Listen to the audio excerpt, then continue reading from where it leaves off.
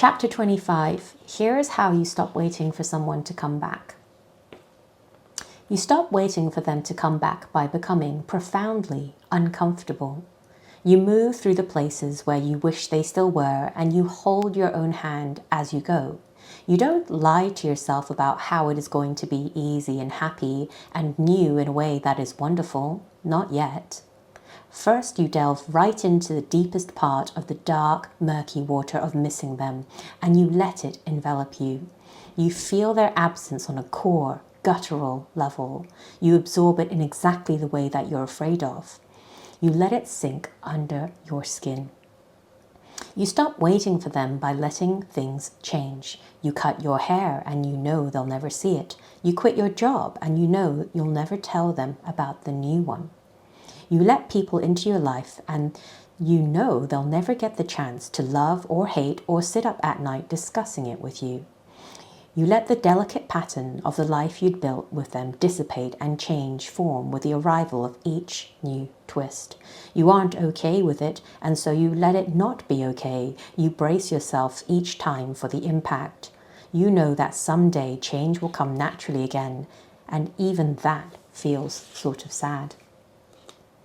You stop waiting by being vulnerable with someone new. You start giving your secrets away, the ones you thought were safe with them, until suddenly they weren't. You realize that knowing you deeply isn't an experience that was exclusive to them, and you let that be as surprising as it is disheartening. You let new forms of intimacy enter your life, and you let them feel unnatural for a while.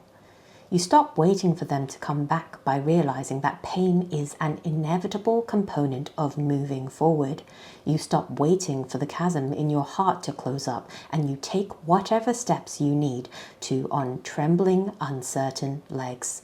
You realize that sometimes that's truly the only way to move forward, sadly and uncertainly and long before you are ready. That if you wait until you feel ready, you may just be waiting forever. You stop waiting for someone to come back by choosing to go forward without them. And perhaps that is the saddest, simplest truth, that we must deliberately move ourselves away from the people that we have loved and lost, or else we will stay lost alongside them. That forward alone may not be the most desirable option, but it is the only one we have. And we don't get to trade in our hand. The truth about ceasing to wait for someone is that eventually, someday, someone else has to show up to fill his or her place, and that person has to be you. You have to show up to your new life, your new world, and your new way of doing things, no matter how painful and raw it feels. You have to face forward toward the future you hadn't planned for and the life you didn't know that you would lead.